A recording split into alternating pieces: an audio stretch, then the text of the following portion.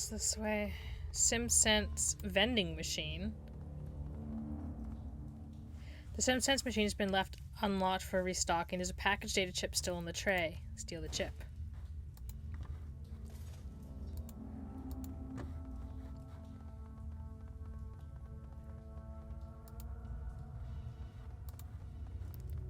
That goes to the rooftops. That's probably the front entrance where those dudes were hanging out.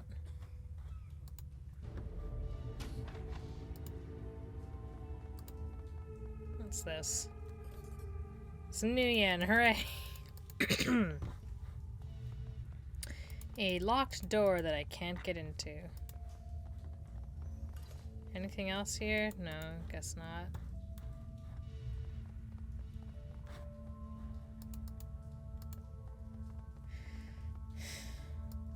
Oops. The door unlocks. Hey, bud. Hey, Strangler Bow. I said hi. There we go. A large man in his 50s stands waiting, his heavily tattooed arms held in a fighter stance. His bone structure is heavy. Corded muscle stands out in his arms and chest. In his youth, he must have been enormous. He doesn't talk so much as emit a low rumble. I don't know how you got in here, but you've got my attention. Good. I have a message from Kindly Chang.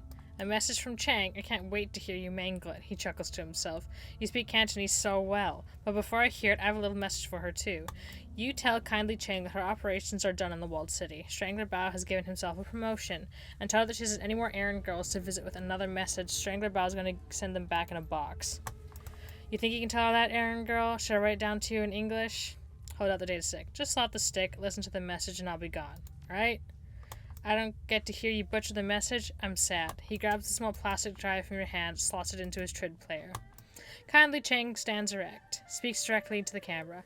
Mr. Bao, as everyone knows, you are a man of swift action. I respect that, and because of that respect, I will get straight to the point. I know where your money is coming from. I know that you have friends working for straw sandals like myself. They have been siphoning funds from their organizations. I know about the noodle shop that you launder the money through. I have tasted their broth and found it wanting. Savage. The old woman becomes flinty hard. You have been stealing from the Yellow Lotus, glorifying yourself with revenue that we have earned, and I have files to prove it.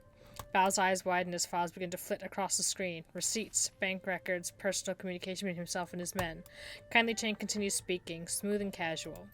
Now, in light of our recent conflict, you might be wondering why I've been keeping this information to myself. Why I haven't exposed you so you could be dried from your Lotus Den by the balls and slowly roasted on a rotisserie spit. In truth, I respect your ambition. You have a lot to learn about candor and loyalty, but I believe that you still have value, and I'm still willing to work with you. However, in order for that to happen, we need to come to an understanding about the nature of our partnership. Kindly Chang steps forward, fills the screen. I own you, Bao. You and all of your men, you are my fucking playthings. Dolls to twist and pose as I see fit. I am in this position because I am far better at this than you, and it's time that you learned it. Accept what I am telling you, and we can get back to business. Prosper together. But if you continue your little rebellion, I will mail tiny pieces of you to your children and take their picture as they open their package. She produces one of her thin black cigars, lights it, holds the smoke a long time. You have 24 hours to return to the fold. If you aren't here licking my heels by then, the information will be released and you'll become food for fish. Your choice, Bao. 24 hours. The message winks out. Strangler Bao turns away from the screen slowly. His skin is ashen. Get out. He pauses, casts his eyes to the floor, and tell Mrs. Chang to expect me at Swift's Winds tomorrow. He stands up straight. Tomorrow morning. It's a pleasure meeting you, Mr. Bao. Just go. Just go.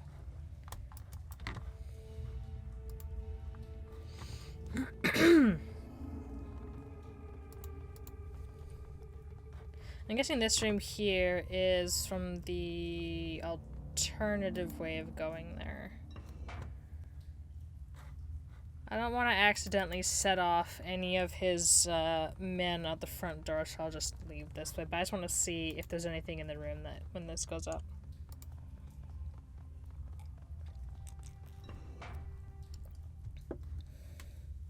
Oh, it's this room.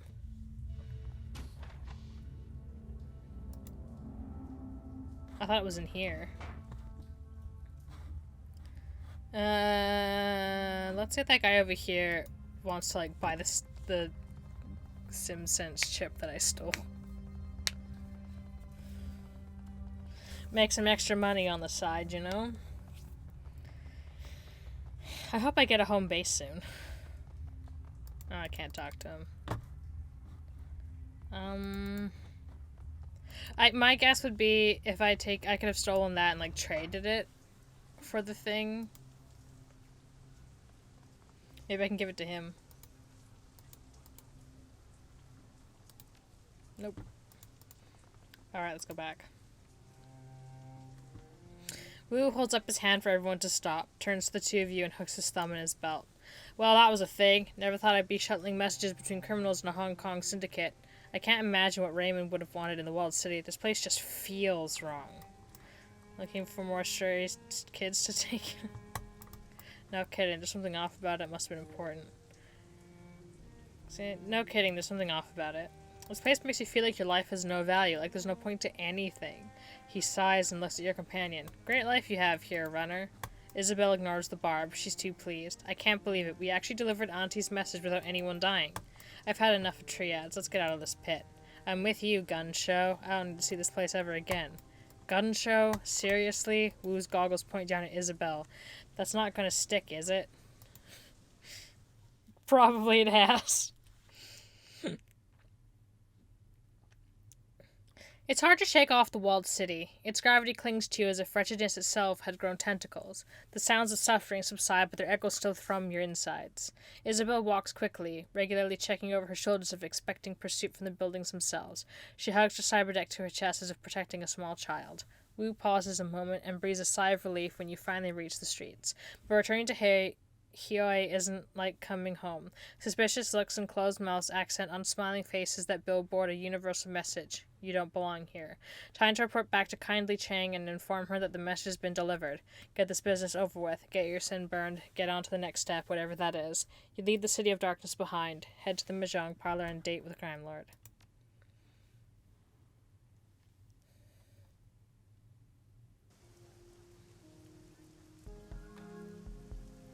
Achievement unlocked. They're not worth it.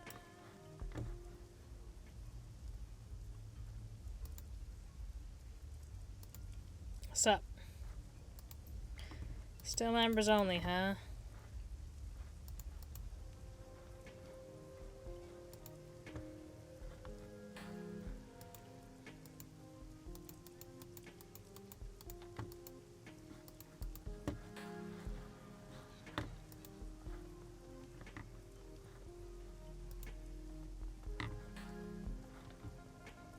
Look, there's someone here now. Maximum Law. What a name. Bins of electronics covered every patch of deck space on this rusty old boat. A young man wearing bulky virtual reality goggles glances your way a moment, then turns away in disdain. Who are you? He doesn't even look at you. Shop's closed. Get lost. Wow, rude.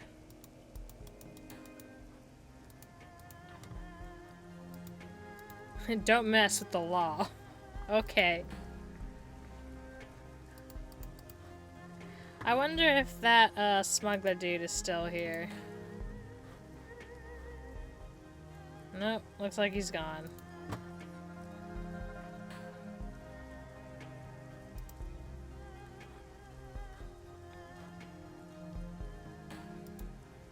Reliable Matthew.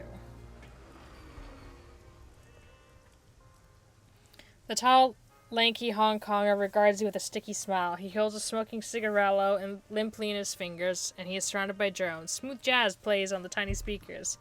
Hi, I'm Karis. He lazily waves you off with a cigarillo. No deals for outsiders. Move it along, beautiful. Move it along. He turns away. Wow, rude. My money's just as good as yours, fuckface.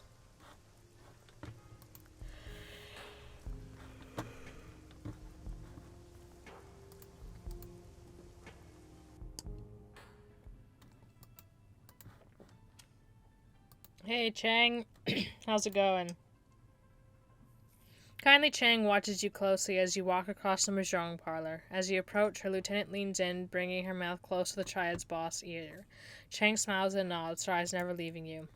There's a twinkle in the straw sandal's eye. I've heard from Bao. He got my message, very clearly, and I understand that there were no casualties created during your little delivery run. I am pleased and surprised. I get that a lot. A wry grin. Do you? Perhaps your bravado was warranted. We'll see. My message was delivered and Strangler Bow is back in the fold, earning from me. As far as I'm concerned, our transaction is complete. While you were gone, I set the wheels in motion to wipe your identities. She pulls out her PDA, stabs a button with a lacquered fingernail. The order has been sent. Congratulations, you are now sinless. Shadow people. Wu exhales heavily. His eyes remain focused straight ahead, but his shoulders sag. I didn't like the way my life was going anyway. Wu pulls himself up to his full height. Yeah, well, I had something going on in Seattle. Helena, I had my license. I was going freelance. Found a storefront in Bellevue where Carter and I were going to set up shop. Now it's all blown to hell. He clenches a fist. Someone's going to pay for that. Pay for Carter. Whoever gave the kill order on Carter also forced us to give up our identities and took Raymond. Wu sets his jaw firm. That's all I can think about. Finding who did this. Finding Ray. Kindly Chang holds up a hand. While I was working to get your sins burned, I also had my network look into Raymond Black's disappearance.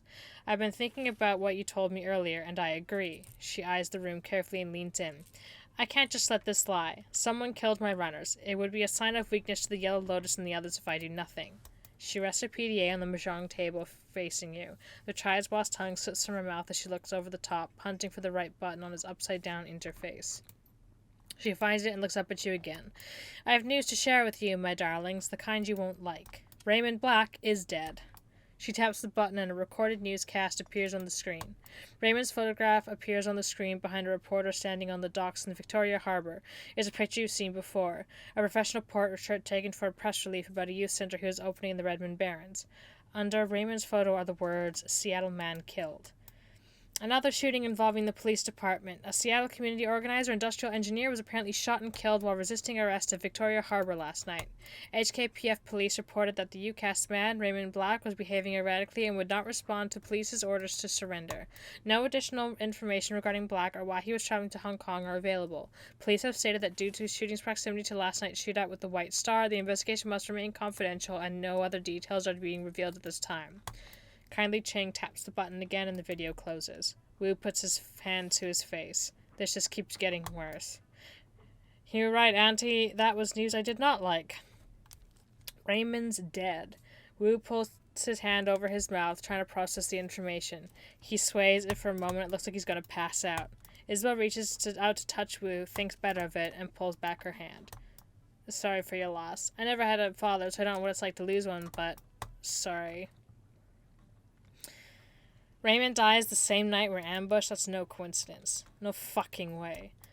Kindly taps the video closed. She hunts around the keypad and selects another button. I'm afraid that's not all, my darlings. This is security footage from Victoria Harbour from last night.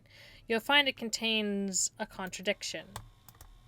The PDA shows silent, grainy video footage of Raymond sitting in a tee shot flanked by two guards. He's looking down at something in his hand, completely distracted. The footage continues, and the camera displays several black-clad figures entering its field of view from different angles, guns ready. A tall, sharply dressed man in a suit walks briskly towards Raymond, flanked by two more. Raymond stands to face him, and the camera gets a clear view of the suit's face, white plastic. His guards turn to draw weapons, and muzzle flashes are up from all sides. One of Raymond's guards goes down, and his submachine gun fires wildly, hitting the camera. Wu puts his hands on the table and leans in. Those weren't cops, and Raymond wasn't resisting arrest. What's with that guy's face? Gobbett reaches up to stroke the rat perched on her shoulder. Is that a mask? It doesn't look like a mask. It looks like some sort of semi-rigid plastic implant. Real craftsmanship. She pushes out her lower lip in appreciation. Quite the fashion accessory. It's also the kind of fashion accessory that stands out in a crowd. This guy's either a fool or an arrogant son of a bitch. He sets his jaw firm. Either way, I'm going to find him. Kindly Chang watches Wu intently. I believe you. Wu stands back and turns to you. What now?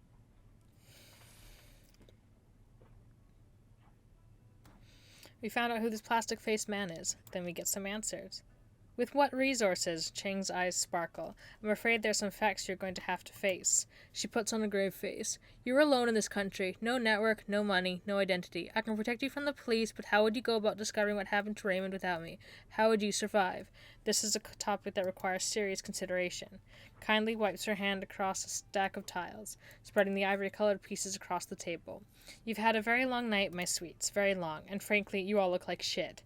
Rest now. I promise you safety in my town for the night. We'll talk about the plastic-faced man tomorrow.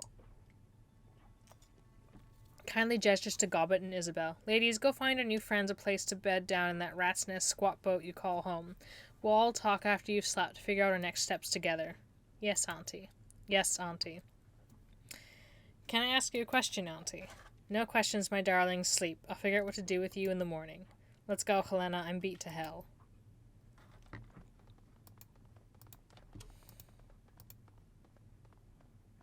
Boop. And once again, I am alone.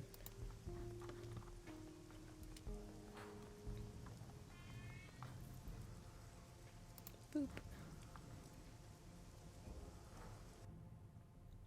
You two can bunk here for a while. She nods with her nose toward a hatch. You've each got a head to take care of your necessities. Wait, what? You've each got a head to take care of your necessaries. What? Is head supposed to be like a room? Try to knock before you enter someone else's, okay? Seriously. I know the drill. Wu turns to you. Stinks of fish, just like that place we squatted at on Leary Avenue back when we were kids. The one with the Atlasand family and their dog. They were good people. Yeah, until the 162s decided they wanted the place. He wipes his nose with a gloved hand. They were good people. Sorry that had to happen to him. He stretches and his spine pops like a handful of firecrackers. I think I've been up for something like 36 hours straight. He drops his arms, and this has been one shit stain of a day. Time to end it. The orc turns to you, raises an eyebrow. Anything you need before I leave you to it? Is it just you and Isabel living here? Yeah. Gobbet's mouth screws up a bit. Now that Nightjar and Gutshot are gone, it's just us. The squeal of metal grinding on metal rips through the boat. It sounds like it's coming from the level below. And the creepy Russian guy renting the engine room downstairs. Nothing to worry about. He mostly keeps to himself. She checks her PDA. He'll stop soon. He's usually quiet by now. Is there a place for my stuff? Yeah, check the locker over there. You can stash your stuff in it. No one will touch your things in there, and it's a lot bigger than it looks.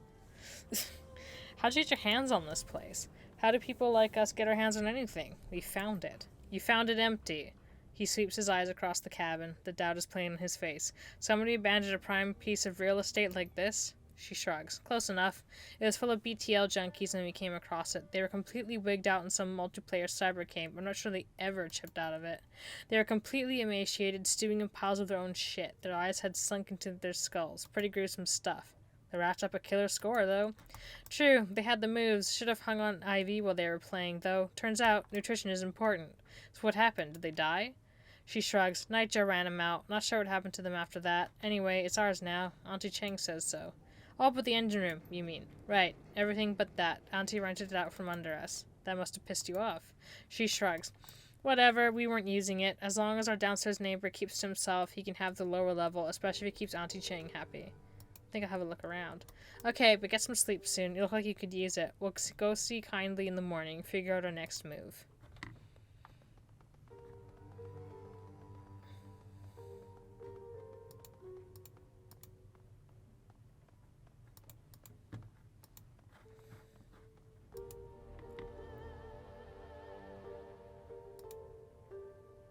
Oh, there's my stash. Where'd Duncan go? He went this way, and now he's disappeared.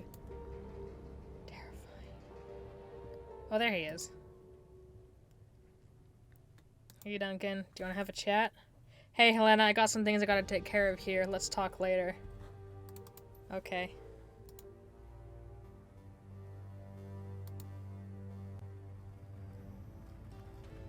That's Isabel. Do you have anything to say to me? Nope.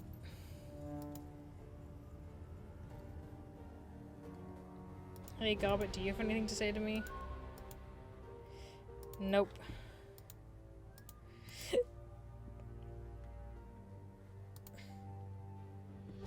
I kind of wanted to see if I could, like, go downstairs and talk to the dude that's hanging out in the engine room, but I guess not. Alright, sleepy time. The cot in your cabin is neatly made with crisp-looking sheets and an insulated plastic blanket. A fine layer of dust coats its surface. It's been a long time since anybody slept here. Go to sleep. You climb into the cot and worm your way under the sheets. They have been starch stiff as boards, but you've slept beneath worse. The lice and bedbugs that plagued your old prison cell are mercifully absent here, and the salt air is fresher than the rancid stink of the Redmond Barrens. The moment your head hits the pillow, exhaustion sets in. You can barely keep your eyes open. Sleep washes over you like a warm bath, and everything goes black.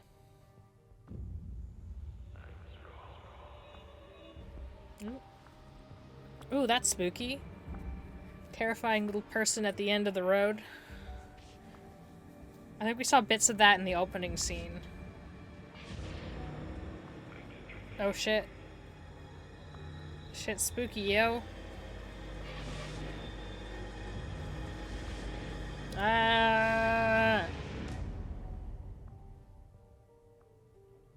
The dream is suffocating, the shifting tunnel of glass and steel, the towering silhouettes of dark majesty, the shadowy doorway, and the teeth.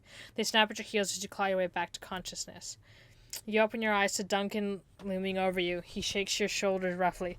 Helena! Come on, Helena, wake up. We gotta talk to Kindly. The others have already left. What's your problem, Duncan?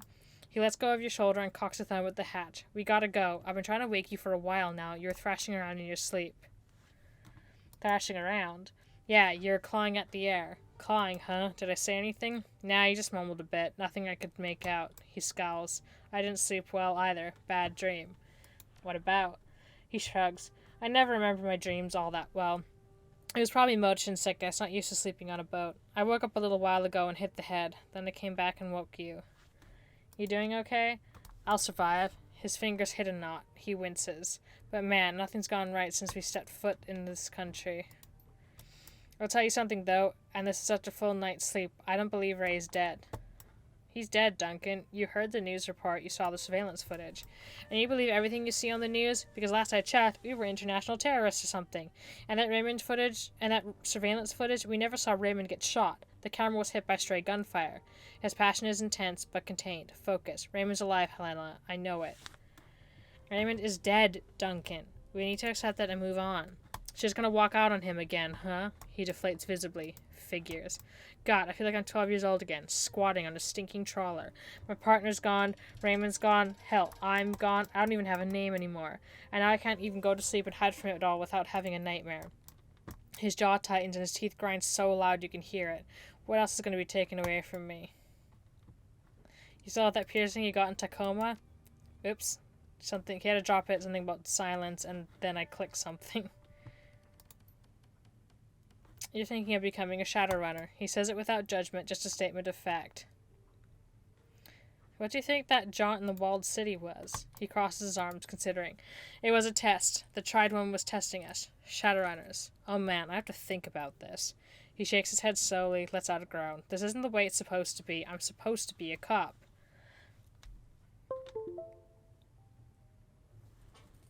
It just got unplugged.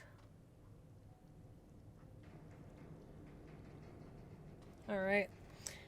And I want a pony, but we play the cards we're dealt. He drops his hands to his hips and takes a couple of deep breaths. That's right, that's right. It's like Ray always said. Shut up, Duncan, and let Helena do the talking. He chuckles. Finally. I don't remember Raymond saying that. He said it under his breath. A lot. Don't mess with me, woman. You know I've got anger management issues. He checks his watch. Goblin and Isabel left a while ago. We should get going, too. See what that triad lady has to say.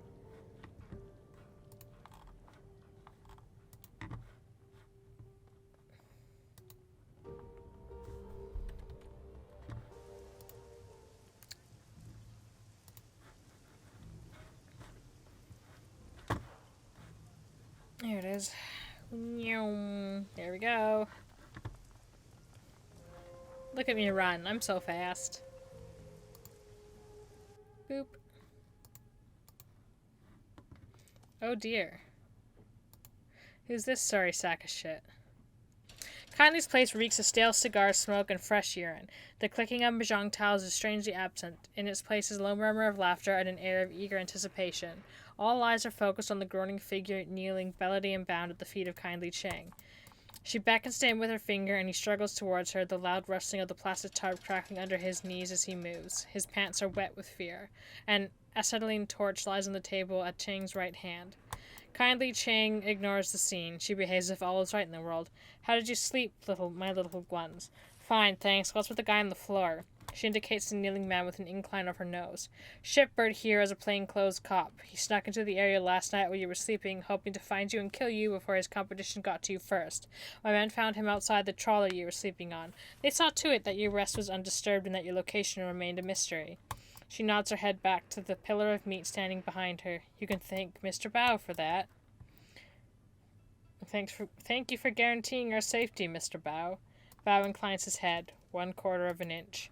She addresses the bloody man on his knees. Now, Shipbird, tell my friends here what you told me. I don't know anything, I swear. We just got the orders in last night. He pushes his head towards you and moved from the floor, struggling to keep his balance. Somebody high up wants these 2 deads. The whole department is on it. I don't know anything else.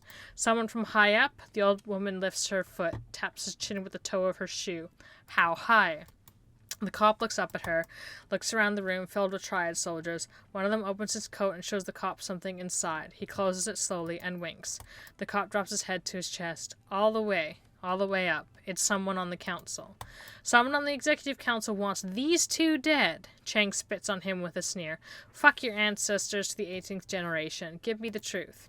The cop wears the spittle. He never lifts his head. It's the truth, madame, I swear it. Whoever it was labeled them as terrorists. We're to terminate with extreme prejudice. Kindly Chang shuffles closer to the kneeling cop, reaches down and strokes his head with her hand. Then she slowly digs her fingers into his scalp. She pulls back hard until his chin points high. The triad boss leans in close and searches his eyes with her own. That's all he's got. She lets go of his head and smooths his buzz-cut hair with her hand. For whatever reason, last night, someone on the Executive Council of the Free Enterprise Zone ordered the Hong Kong police force to kill 2 nobodies from Seattle. I found that fascinating. Don't you? Not really. Corporations can just order the cops to kill people here. Kindly Chang smiles knowingly. Corruption is so ingrained in our society that we don't even see it as corruption. If a street vendor can get out of the sanitary citation by buying a cup of tea for 5 new yen, imagine what a megacorp can do. Seattle isn't like Hong Kong. There, the megacorps control the government. Here, the corps are the government.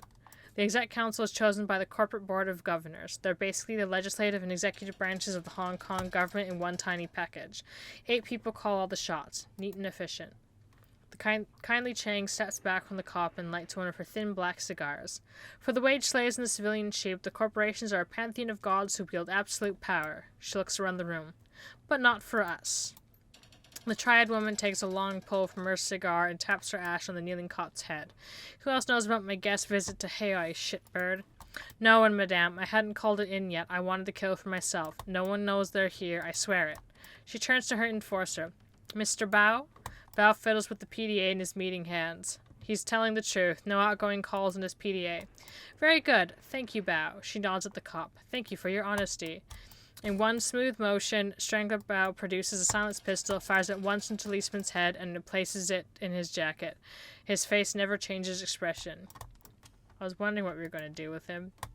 Chang takes a drag on her cigar, indicates the body. He knew, my darling. He knew. She balances her cigar on her shot glass, picks up some mahjong tiles, and begins playing with them absently. It's clear our friend Raymond Black was up to something involving the walled city, something having to do with prosperity, and this executive council member wanted Raymond dead for it. She stacks her tiles one by one. Click-clack. And now they want you dead for it, too. Click. This plastic-faced man may show up on your door one day, too. She knocks the pile over, and it clatters to the table loudly. I have a proposal for you, my sweets. A smile lights up her dead black eyes. Work for me. With Nightjar and Gut shot dead, I find myself 2 job openings. Fill them. I have need of deniable assets here, players unaffiliated with the triads who can take care of some of the more unsavory businesses needs about town. You've proven yourself resourceful and you have no existing connections here. That can be a positive in this line of work. See, Duncan, I knew it. She wants us to become Shadowrunners. Yep, you saw that coming. In exchange, I will keep you safe from pests like this one. She nods at the body of the floor. The pool of blood on the plastic wrap continues to widen. You'll have safe harbor here in my town and a steady source of income. She picks up a handful of tiles again. And while you dip your toe into the waters of corporate espionage, organized crime, and clandestine mercenary actions, I will employ my network to find the plastic-faced man and gather information about Raymond Black. Where he's been, who he's talked to, who stood to gain from his death, what this prosperity could be. You're putting out a lot of effort to help a pair of foreigners. Not foreigners, my sweet. Valued business associates. I need to learn who killed one of my clients and then order the cops to execute my team of Shadowrunners. Her voice drops and she becomes deadly serious. This is a brazen disregard of my power. Fate dictates it must be confronted, or I stand to lose everything. We're Westerners. Isn't that a liability in this business? Oh no, on the contrary. There's a good market for out-of-town talent that's just waiting to be exploited. Plus, you're unknown. A surprise, if you will. I find the right jobs for people with your talents. You do what our clients cannot do for themselves. I take a finder's fee and a small percentage of your earnings. You make a lot of new yen very quickly. It's all very civilized. She leans in. Work with me. Allow me to help you make money. Let my network work for you and help you find out what you've gotten yourselves into. Without my help, you won't last a day out there. You are completely out of your depth, I'm afraid. You need a partner. Kindly Chang will be your partner. Wu's hand goes to his hips. He drops his head and shakes it a little, amused. It was just like you said, Helena. Shadowrunners. Glad I had some time to think about it. Process. He grips the back of his neck, squeezes hard, rips his hand away. Ah, fuck it. I'm not a cop anymore. That guy's dead. He nods. The decision's made. I'm in. What about you? I'm in too. I don't have anything back home anyway. He looks at you and lets out a chuckle. Yeah, you might want to ask yourself why someday. Okay, I'm in, but this is a temporary situation for me. Raymond is still alive, I'm sure of it. So I'll run the shadows as long as Auntie Chang keeps up her end of the bargain and helps us figure out what really happened to him. Then I'm going to find my father. Then it's done. Haoi is now open to you. She gestures to her lieutenant, who raises a finger to her ear and whispers into her sleeve. First order of business, Caddis here has already chosen a street name. She turns her attention to Wu. But Duncan Wu doesn't exist anymore. You'll need one too. Wu sighs. Yeah, okay, I'll think of something. Gobbet runs her cheek against her rat, a glint in her eye. I think we've already got you covered, Gun Show. She turns to Isabel. Fits, doesn't it? Indeed. I knew that was going to stick. It has stuck. Gobbet, Isabel, we'll handle this the same way we did with all your previous work. She didn't say nightjar. All the jobs I line up for you will be sent to your computer on the squat boat. She's pointing at you. Why me? It's a simple process of elimination. She points to the little decker. Isabel isn't the leader type. You got that right. She moves her finger to the orc girl. As for Gobbet, let's say Gobbet doesn't have a head for business. Not my thing. Then she rests her finger on Wu. And then there's Gun Show. She wiggles it. The jury's out on Mr. Gun Show. Meaning? Her response is direct, straightforward. Meaning there's a lot going on with that head of yours right now, and I'm not sure I can trust you. So I'm in charge because I'm the best of the worst? Oh, my sweet, don't put it that way. She opens her arm. You're the most equipped for the role.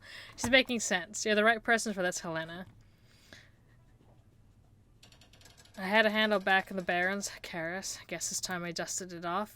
Wu shakes his head, eyebrows raised. Gonna be weird calling you Karis again. Haven't called you that since we were kids. Gobbet looks from Isabel to Wu to you. I guess this is our new crew. The rat in her shoulder scurries to the top of her head for a better view. Welcome to the shadows, Karis. I'm yawning a lot again. Alright, she doesn't want to talk to me? Okay. Let's leave.